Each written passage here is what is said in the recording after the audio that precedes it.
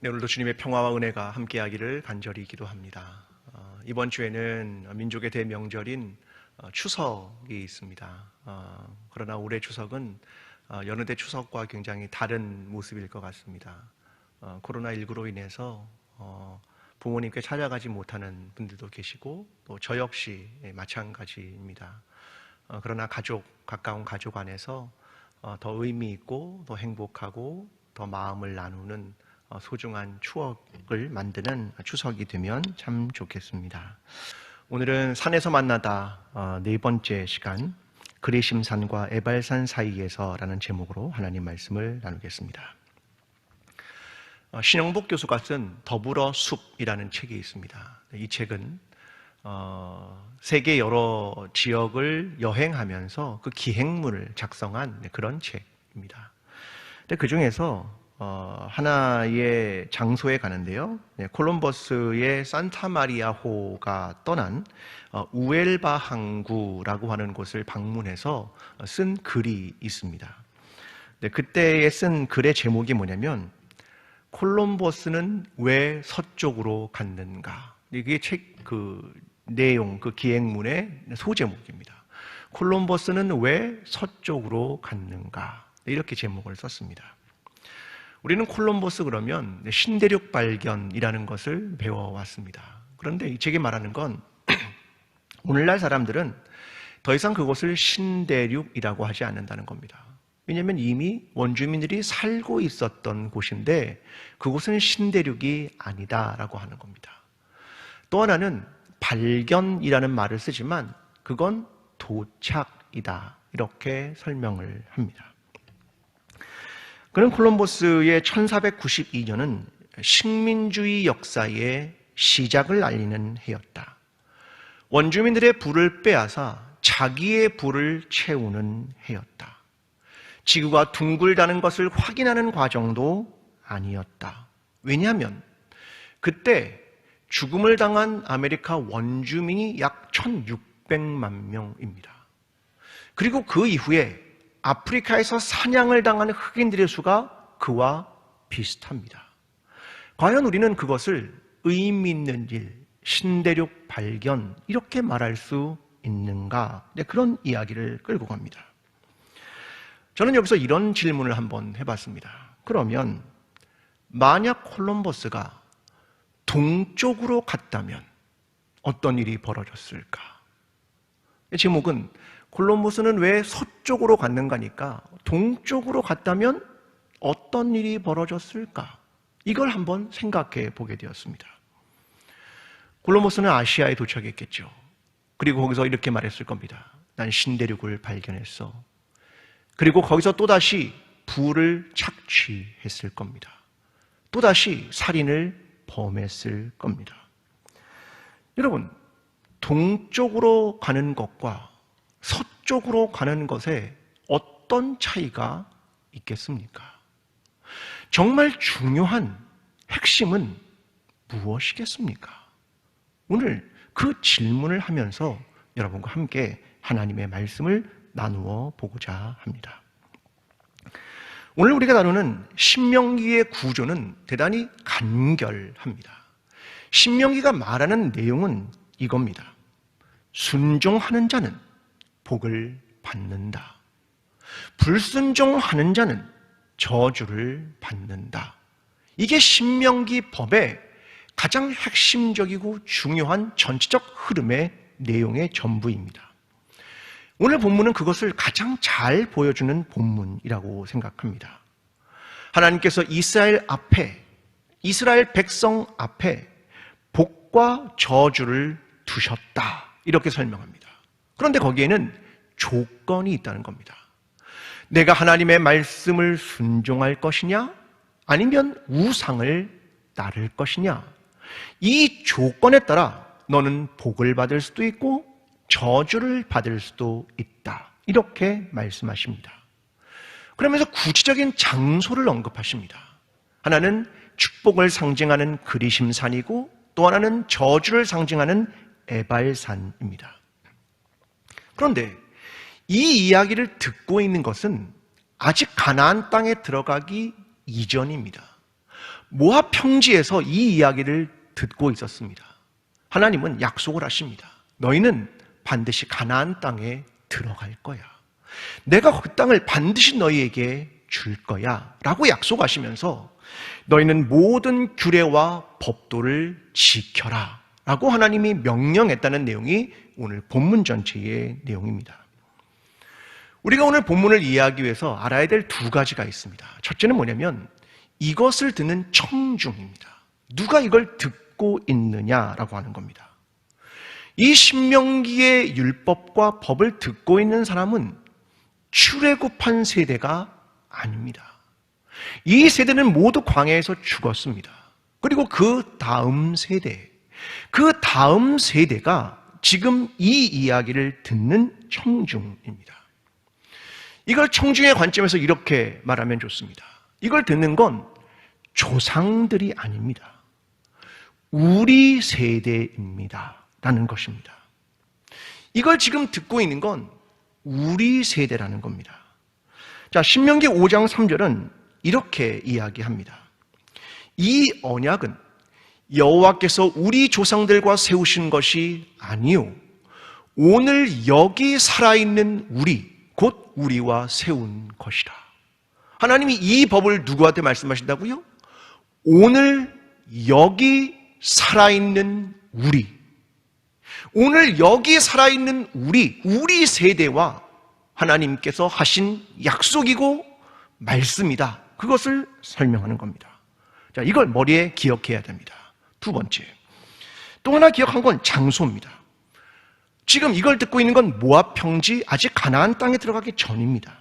그런데 하나님은 지금 들려주는 이야기는 가나안에 들어가서 있는 그리심산과 에발산에 대한 이야기를 하면서 이 두 산에서 순종과 불순종, 축복과 저주의 이야기를 하고 있습니다. 이건 뭐냐면 미래에 있을 일을 이야기한다는 겁니다. 자, 그러면 두 가지를 정리하면 이렇습니다.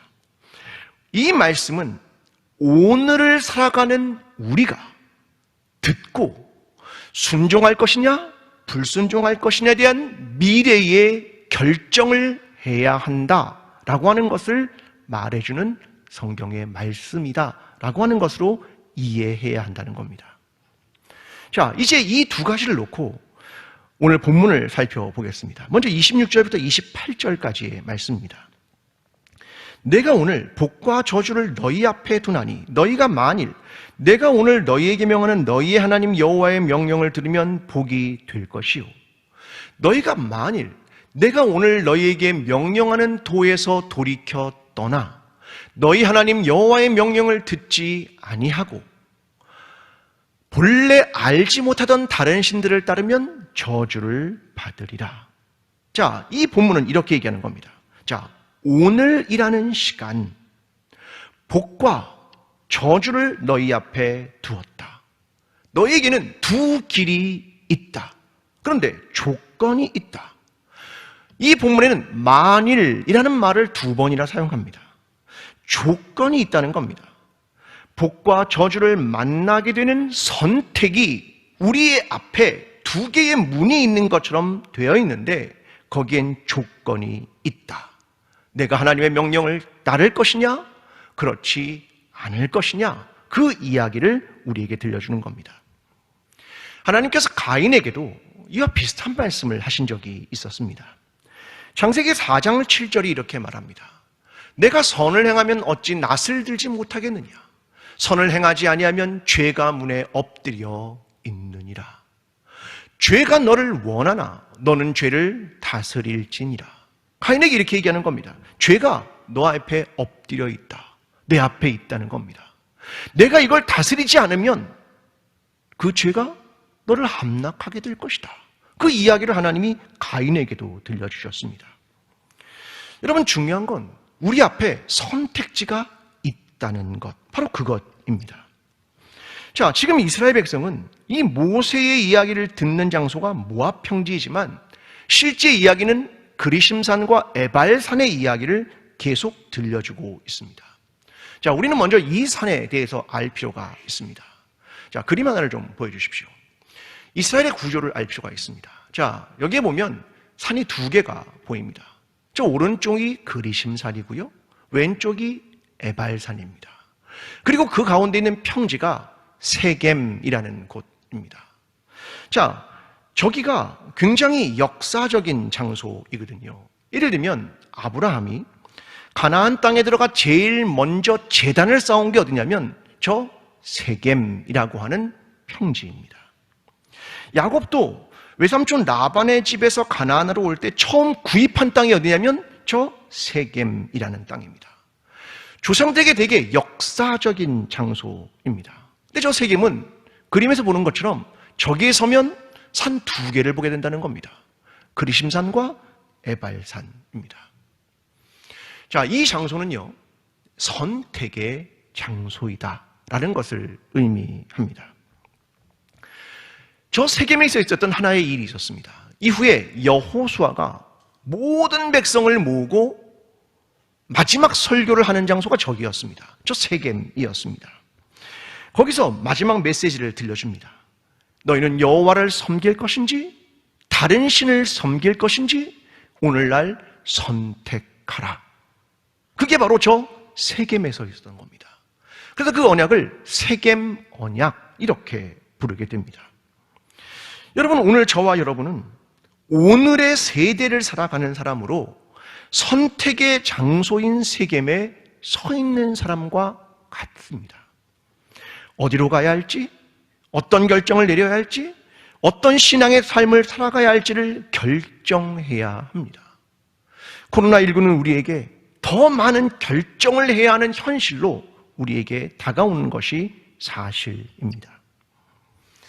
키에르케고르의 이것이냐 저것이냐라는 책이 있습니다. 여러분, 이 책은요, 이런 걸 이야기합니다. 모든 사람은 우울이라는 걸 가지고 있답니다. 근데 이 우울이라는 건 오늘 우리가 막 경험하는 우울증, 이게 아닙니다. 그가 말하는 우울은 이런 겁니다. 우리는 시간 안에서 살아가고 있습니다. 그런데 이 시간을 살아가는 사람이 영원을 만나게 되면 이 둘 사이의 격차 때문에 갖게 되는 것을 우울이라고 말합니다. 그래서 사람들은 내가 육체적으로 살아가는데 고차원적인 것을 만나니까 이 갭을 극복하지 못하는 것을 우울, 이렇게 설명합니다. 사람들은 이걸 극복하기 위해서 향락을 쫓기도 하고 현실의 일상에 몰두하기도 하지만 소용이 없다는 겁니다. 그러면서 두 개의 인생관이 있다는 겁니다. 하나는 심미적 인생관이 있고 또 하나는 윤리적 인생관이 있다, 이렇게 설명을 합니다. 그러면 우리의 삶은 이 심미적 인생관과 윤리적 인생관을 결정해야 하는가? 그건 아니다. 왜? 우리는 이미 심미적 삶을 살아가기 때문에, 육체 안에 살아가기 때문에 우리가 결정할 것은 윤리적으로 살아갈 것인가? 그렇지 않을 것인가? 그것을 결정해야 한다. 근데 여기서 중요한 건 의지적 결단이 필요하다는 겁니다. 만약 우리가 의지적 결정을 하지 않으면 저급한 충동에 의해서 결정될 것이다. 그러면서 예를 듭니다. 마치 배를 항해하는 사람이 키를 잡고 있습니다. 그런데 이 배의 방향을 돌리는 것을 지연하면 어떤 일이 벌어지느냐? 배는 바다에서 그냥 떠내려 간다. 그러므로 우리는 윤리적 결정, 이것을 의지적으로 해야 한다. 이것이 바로 키에르케고르가 말하는 이것이냐 저것이냐라고 하는 저 책의 내용입니다. 여러분, 우리의 삶과 신앙은 늘 선택 앞에 놓여 있습니다. 오늘 여기라고 하는 것 말입니다. 오늘 우리는 어떤 선택을 할 것입니까? 두 길 사이에서, 두 산 사이에서 어떤 의지적 결단을 할 것입니까? 여호와의 말씀을 들을 것입니까? 아니면 듣지 않을 것입니까? 오늘 우리의 선택이 하나님의 명령을 들으며 하나님의 말씀을 듣는 이 의지적 결단을 하게 되는 저와 여러분의 삶이 되기를 간절히 기도합니다. 자, 이제 하나님은 구체적인 장소로 이동시킵니다. 하나는 그리심산 축복이라는 산이고 하나는 에발산 저주라고 하는 산입니다. 자, 29절의 말씀입니다. 내 하나님 여호와께서 내가 가서 차지할 땅으로 너를 인도하여 들이실 때에 너는 그리심산에서 축복을 선포하고 에발산에서 저주를 선포하라. 자, 지형적으로 보면 남쪽에 그리심산이 있고 북쪽에 에발산이 있는 겁니다. 학자들은 이렇게 말합니다. 사람들은 보통 이 문화적으로 동쪽으로 향하게 된다. 해가 뜨는 동쪽으로 향하게 되면 오른손이 있는 곳이 남쪽입니다. 그리고 왼쪽이 있는 곳이 북쪽입니다. 그래서 그리심산이 축복의 산이고 에발산이 저주의 산, 이렇게 사람들은 생각했을 것이라고 추측합니다.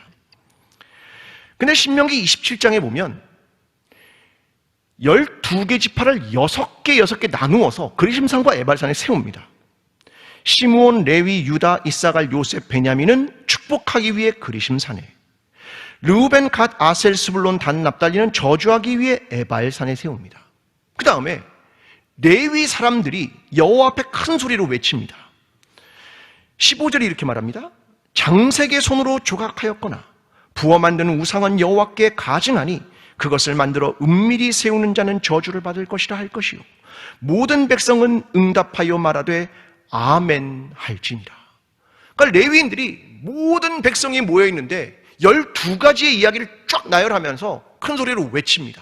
그럼 백성들이 뭐라고 합니까? 아멘, 아멘, 그렇습니다 하나님, 그렇게 될 것입니다. 그 고백을 했다. 그것을 기록하고 있는 겁니다. 백성들의 결단, 그들의 응답입니다. 우리가 하나님의 법을 지키겠습니다. 그걸 응답하고 있는 겁니다. 근데 우리는 그리심산에 대한 이야기를 하나 잘 알고 있는 것이 있습니다. 요한복음 4장에 나오는 사마리아 여인의 이야기입니다. 그런 예수님께 이런 질문을 했죠. 주님, 우리 사마리아 사람들은 그리심산에서 예배를 드려야 하나님이 받으신다고 하고 유대인들은 예루살렘에서 드려야 하나님이 받으신다고 하는데 뭐가 맞습니까? 이 질문을 했습니다. 여러분, 그러면 그리심산은 축복의 산이니까 거기서 예배를 드리면 하나님이 받으시는 겁니까? 이건 마치 결정론하고 똑같습니다. 그럼 이건 어떻습니까? 12지파가 하나는 그리심산에, 나머지 6개는 에발산에 섰지 않습니까? 6개, 6개 섰는데 그러면 그 지파에 속한 사람은 태생적으로 그냥 축복의 산에 섰으니까 축복을 받는 거고 저주의 산에 섰으니까 저주를 받는 겁니까? 이건 운명론 아닙니까? 이건 잘못 생각하는 겁니다. 여러분이 잊지 말아야 될 거 있습니다. 그게 뭐냐면 조건입니다. 내가 하나님의 말씀을 순종하느냐 그 문제입니다. 순종하느냐. 요한계시록 3장 1절에 4대 교회에게 주셨던 말씀이 있었습니다. 말씀은 이것입니다. 내가 내 행위를 아노니 내가 살았다는 이름을 가졌으나 죽은 자로다. 내가 살았다는 이름은 가졌는데 실제로는 죽었다. 그걸 이야기하는 겁니다. 중요한 게 무엇입니까? 하나님의 말씀에 순종하는 것 아닙니까? 그리심산이라는 장소입니까? 내가 어느 지파에 속했다는 이름입니까? 아니요. 중요한 건 하나님의 계명을 지키느냐 그 문제라는 겁니다. 신명기 28장은 순종의 복과 불순종의 저주를 나열합니다. 그런데 복은 1에서 14절이고요. 저주는 15에서 68절입니다. 어떤 게 많습니까? 저주가 얼만큼 많냐면 4배나 많습니다. 자, 이건 뭘 말하는 것일까? 라는 거죠. 저주를 막 퍼부고 싶은 것인가? 아니요. 전 이렇게 생각합니다. 적어도 너희는 두려움을 가져라. 적어도 너희는 하나님을 경외하여라. 이것을 우리에게 가르치는 메시지라고 생각합니다.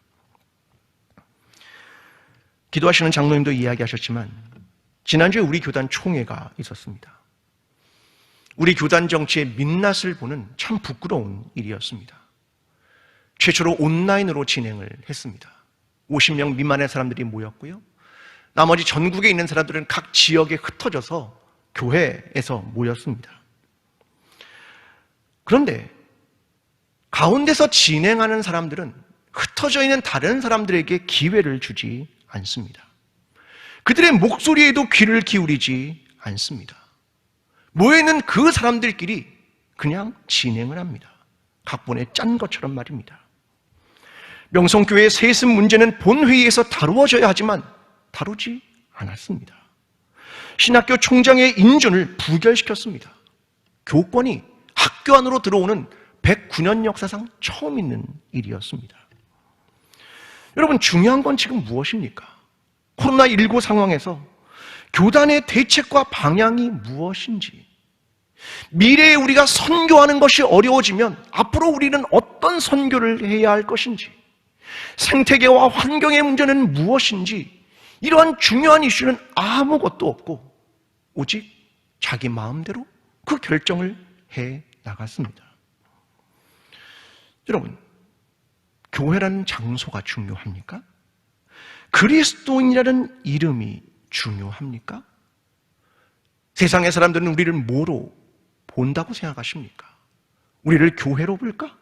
우리는 그리스도이니까 거룩한 사람으로 볼까? 적어도 세상과 다른 사람으로 볼까? 장소와 이름이 도대체 무엇이란 말입니까? 요한복음 4장에서 사마리아 여인의 이야기에 예수님은 이렇게 대답하셨습니다. 아버지께 참되게 예배하는 자들은 영과 진리로 예배할 때가 오나니 곧 이때라. 아버지께서는 자기에게 이렇게 예배하는 자들을 찾으시느니라. 주님의 얘기는 이겁니다. 참된 예배를 드리느냐? 그것에 대한 질문을 하신 겁니다. 그건 장소 문제가 아니야. 그 말씀을 해주시는 겁니다. 여러분, 우리는 적어도 하나님을 경외하고 있습니까? 하나님이 정말 두렵습니까? 나는 정말 그리스도인입니까? 우리는 정말 진정한 교회입니까? 우리는 오늘도 참된 예배를 드리고 있는 겁니까? 하나님의 말씀에 순종하는 것, 그것이 무엇일까? 하나님의 법을 지켜나가는 것, 그것이 무엇일까? 그것을 오늘도 질문하고 한 사람의 그리스도인으로, 하나의 교회로 하나님의 법 앞에 순종하며 살아가는 저와 여러분의 삶이 되기를 간절히 기도합니다. 오늘 성경은 하나님이 보여주는 하나의 희망이 있다고 생각합니다. 오늘 보면 30절과 31절입니다. 이 두 산은 요단강 저쪽 곧 해지는 쪽으로 가는 길 뒤 길갈 맞은편 모래 상수리 나무 곁에 아라바에 거주하는 가나안 족속의 땅에 있지 아니하냐. 너희가 요단을 건너 너희의 하나님 여호와께서 너희에게 주시는 땅에 들어가서 그 땅을 차지하려 하나니 반드시 그것을 차지하여 거기 거주할지라. 자, 사람들은 아직 찾아오지 않은 미래의 땅, 그리심산과 에발산에 대한 이야기를 들으면서 우리가 과연 저 땅에 들어갈 수 있겠습니까? 그것을 질문했을 겁니다. 근데 하나님은 약속을 주십니다. 반드시 그것을 차지하여 거기 거주하리라. 너희는 그리심산과 에발산에 반드시 갈 거야. 그걸 말씀하시는 겁니다. 이건요, 미래형으로 진행되는 이야기입니다. 이스라엘 백성에게 선택의 기회는 여전히 열려 있다라는 겁니다. 저는 이것을 열린 희망, 이렇게 부르고 싶습니다. 그런데 여기서 말하는 핵심은요, 이것입니다. 32절. 내가 오늘 너희 앞에 베푸는 모든 규례와 법도를 너희는 지켜 행할지니라. 그 핵심은 뭐냐면 거기에 들어가서 나의 규례와 법도를 지켜 행하라는 겁니다. 여러분, 만약 들어갔습니다? 하나님 법을 지키지 않습니다? 그럼 그 땅은 무슨 땅이 되겠습니까? 약속의 땅입니까? 아니요, 무법의 땅입니다. 왜요? 하나님의 법을 지키지 않기 때문입니다. 저는 이런 생각을 해봤습니다. 어떻게 우리는 열린 희망을 향해 나아갈 수 있을까? 사실 우리는 의지가 약하죠. 믿음도 약합니다. 여러분, 영상으로 예배를 집에서 드리지만 점점 게을러지는 자신을 발견하지 않으십니까? 우리는 과연 하나님의 말씀을 지키고 세상을 이길 수 있을까?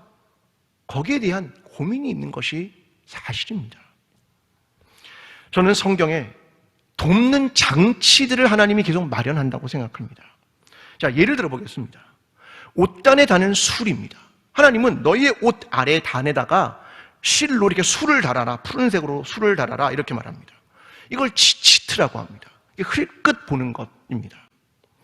자, 스쳐 지나가면서도 뭔가를 떠올리게 하는 겁니다. 그게 뭐냐면 민수기 15장 39절에 이렇게 말합니다. 이 술은 너희가 보고 여호와의 모든 계명을 기억하여 준행하고 너희를 방종하게 하는 자신의 마음과 눈의 욕심을 따라 음행하지 않게 하기 위함이라. 너희는 옷에 달린 술을 볼 때마다 뭐를 기억해라?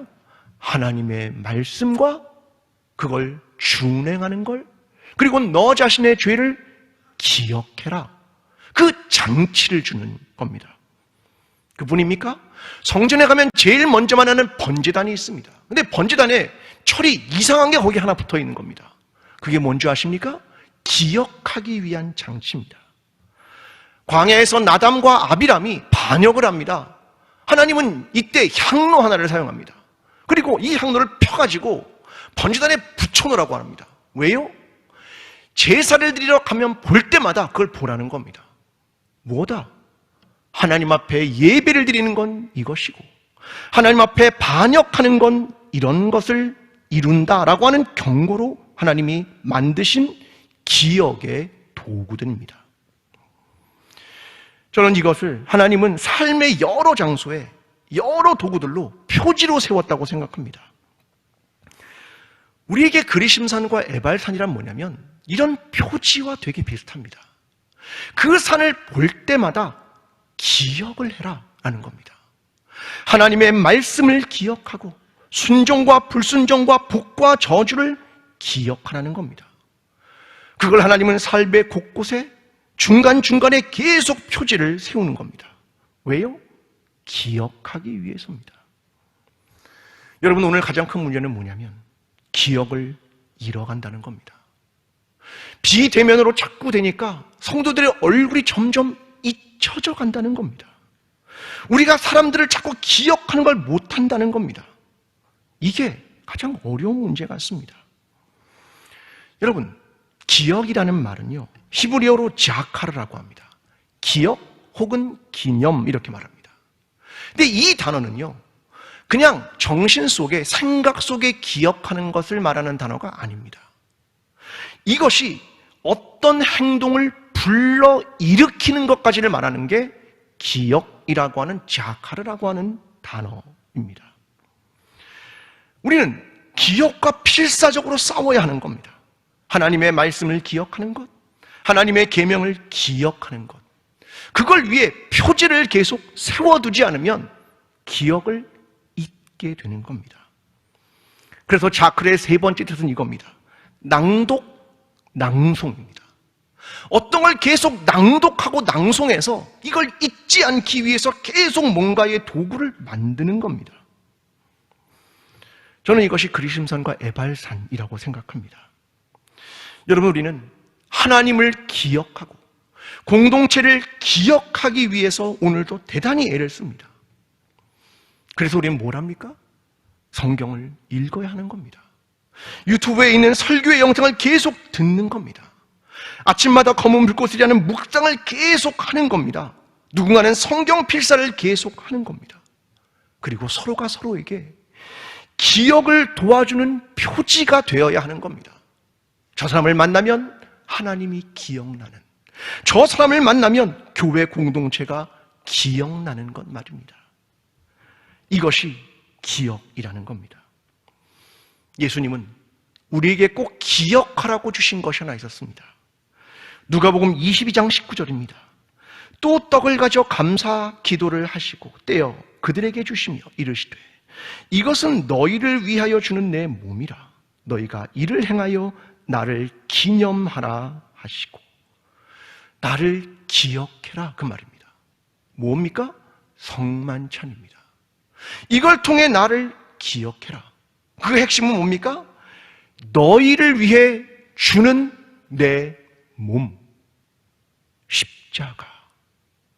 너희를 위해 희생한 이 십자가, 그러한 희생의 삶, 그것을 기억하고 행하라. 그래서 우리에게 주신 것이 바로 성만찬입니다. 우리는 주님을 기억해야 하는 겁니다. 잊지 않기 위해 싸워야 하는 것이고, 오늘 하나님의 말씀을 잊지 않고 준행하는 것, 그것을 위해 오늘도 싸워야 하는 것입니다. 오늘 우리는 여전히 그리심산과 에발산 사이에 서 있습니다. 아마 평생 그럴 겁니다. 그 선택의 기로에 서 있습니다. 그러나 우리에겐 열린 기회가 있습니다. 여호와의 모든 계명을 기억하고 준행하라. 이건 권고사항이 아니라 명령입니다. 내가 순종함으로 복을 얻기를 원한다는 하나님의 명령입니다. 이 순종함이 없으면 가나안 땅에 들어가는 것이 아무런 의미가 없습니다. 하나님의 말씀을 순종하지 않는 사람끼리 천국에 가면 그곳이 어떤 곳이 되겠습니까? 무질서와 무법이 가득한 세상이 되지 않겠습니까? 여러분, 중요한 건 뭐냐면 하나님의 말씀을 지키는 겁니다. 미래에 들어가는 것이 아니라 하나님의 계명을 순종하는 삶을 사는 것이라는 말입니다. 오늘 주의 말씀을 지켜 행하는 한 사람의 그리스도인으로, 그리스도의 몸된 교회인 광주제일교회로 하나님의 명령을 준행하며 하나님을 기억하며 살아가는 저와 여러분의 삶이 되기를 간절히 축원합니다. 기도하겠습니다. 사랑하는 하나님 아버지, 하나님을 기억합니다. 예수 그리스도의 십자가를 기억합니다. 신명기의 법을 기억합니다.